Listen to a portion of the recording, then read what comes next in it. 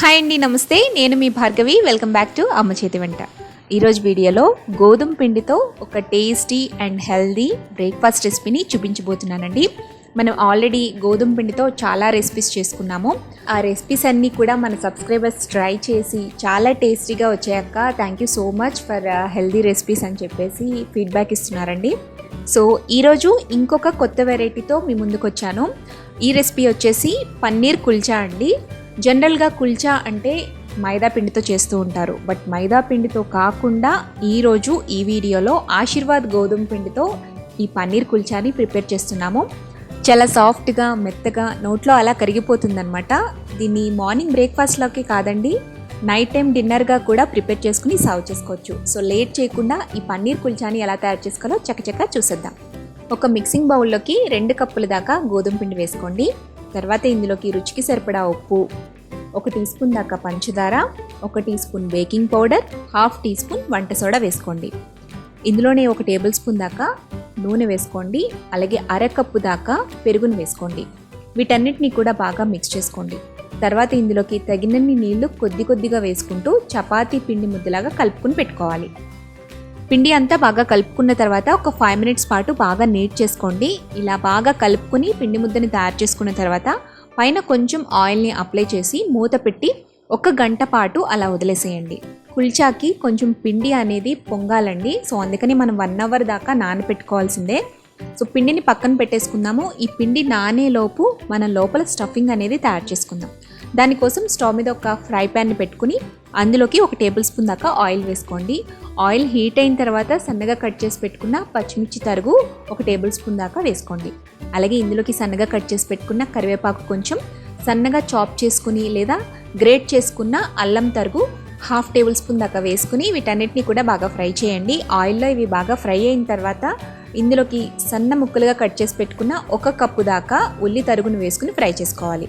ఉల్లిపాయలు లైట్గా golden brown colour వచ్చేంత వరకు ఫ్రై చేసుకున్న తర్వాత 1/2 టీ స్పూన్ దాకా పసుపు, 1 టీ స్పూన్ దాకా కారం, రుచికి సరిపడా ఉప్పు, 1/2 టీ స్పూన్ జీలకర్ర పొడి, 1 టీ స్పూన్ ధనియాల పొడి, అలాగే 1/2 tea spoon garam masala powder వేసుకోండి. ఇందులోనే 1/2 టీ స్పూన్ దాకా ఆమ్చూర్ పౌడర్ వేసుకోండి, లేకపోతే స్కిప్ చేసినా పర్వాలేదు. సో వీటన్నిటిని కూడా కొంచెం ఫ్రై చేయండి. ఇది కొంచెం డ్రైగా అనిపిస్తే 2-3 చుక్కల వాటర్ని వేసుకుని కూడా మీరు ఈ మసాలాలన్నింటినీ కూడా ఫ్రై చేసుకోవచ్చు.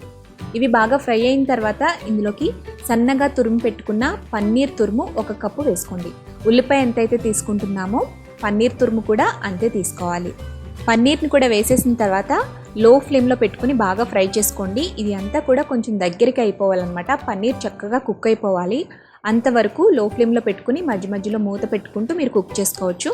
ఇది ఎక్కువసేపు ఏం పట్టదండి, జస్ట్ 5 మినిట్స్లో రెడీ అయిపోతుంది. తర్వాత సన్నగా తరిగి పెట్టుకున్న కొత్తిమీర వేసేసి మొత్తం అంతా కూడా మిక్స్ చేసేసుకుని స్టవ్ ఆఫ్ చేసేసుకుని పక్కన పెట్టుకుని పూర్తిగా చల్లారిపోనివ్వండి. ఇలా కంప్లీట్గా చల్లారిపోయిన తర్వాత వీటిని బాల్స్ కింద చేసుకుని పెట్టుకోండి. చూడండి, ఇక్కడ చూపిస్తున్న సైజులో పన్నీర్ బాల్స్ని ప్రిపేర్ చేసుకుని ప్లేట్లో పెట్టుకుని పక్కన పెట్టేసుకుందాం.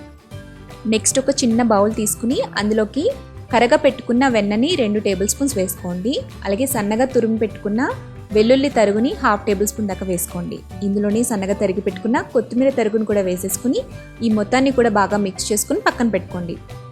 ఇప్పుడు పిండిని ఒకసారి చూద్దామండి. పిండి అనేది చూసారా కొంచెం పొంగింది, మధ్యలో ఎయిర్ గ్యాప్స్ అనేవి వచ్చాయి కదా.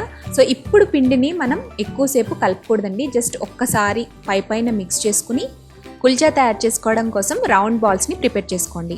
మనం పన్నీర్ బాల్స్ ఎంతైతే తీసుకున్నామో దాని మీద కొంచెం పెద్ద సైజు ఉండే బాల్ని ప్రిపేర్ చేసుకుని పెట్టుకోండి. ఇప్పుడు మనం చపాతీకి ఎలాగైతే ఒత్తుకుంటామో అలా కొంచెం పొడిపిండిని చల్లుకుంటూ కొద్దిగా స్ప్రెడ్ చేయండి.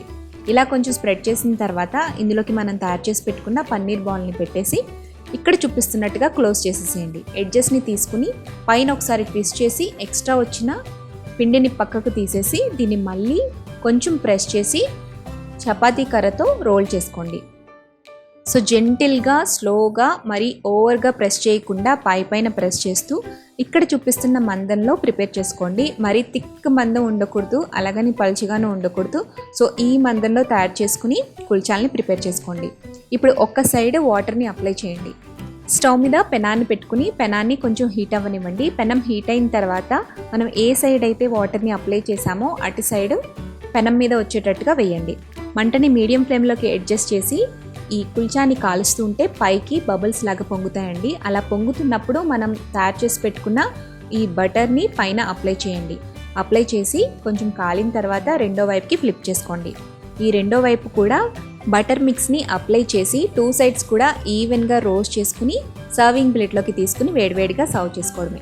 ఈ కుల్చాని వేరే ప్రాసెస్లో కూడా రోస్ట్ చేసుకోవచ్చండి. అది ఎలాగంటే స్టవ్ మీద ప్యాన్ పెట్టుకొని మనం ఇటు సైడ్ అయితే వాటర్ని అప్లై చేస్తామో అది ప్యాన్ మీద వేస్తాం కదా, సో అది కొంచెం కాలిన తర్వాత బబుల్స్ అనేవి వస్తాయి. ఆ బబుల్స్ వచ్చినప్పుడు ప్యాన్ని ఉల్టా పెట్టి మంట మీద కాల్చి కూడా ఈ కుల్చాని ప్రిపేర్ చేసుకోవచ్చు. అయితే అది ఐరన్ తవా మీదే చేసుకోవాలండి, అప్పుడే స్టిక్ అవుతుంది. నాన్ స్టిక్ ప్యాన్ మీద అయితే అలా చేయటం అవ్వదు.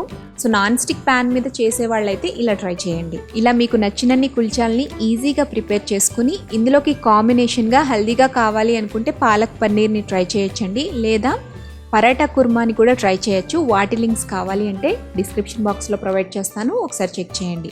సో టేస్టీ హెల్దీగా ఉండే పన్నీర్ కుల్చా రెడీ అయిపోయింది. మరి మీరు తప్పకుండా ఈ రెసిపీని ట్రై చేయండి.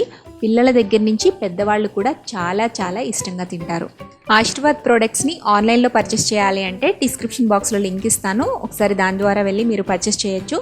లేదు మీ దగ్గర నియర్ బై ఉండే గ్రోసరీ స్టోర్స్లో కూడా ఆశీర్వాద్ ప్రోడక్ట్స్ అనేవి ఈజీగా అవైలబుల్లో ఉంటాయి. మరి ఈ టేస్టీ హెల్దీ రెసిపీని మీరు ఎప్పుడు ట్రై చేస్తున్నారు? ట్రై చేశాక మీకు ఎలా వచ్చిందో నాకు కామెంట్ చేయడం మర్చిపోవద్దు. అలాగే ఈ వీడియో కనుక నచ్చినట్లయితే తప్పకుండా లైక్ చేయండి, మీ ఫ్రెండ్స్తో రిలేటివ్స్తో షేర్ చేయండి. మరిన్ని టేస్టీ సింపుల్ క్విక్ రెసిపీస్ కోసం అమ్మ చేతి వంట ఛానల్ని సబ్స్క్రైబ్ చేసుకోండి.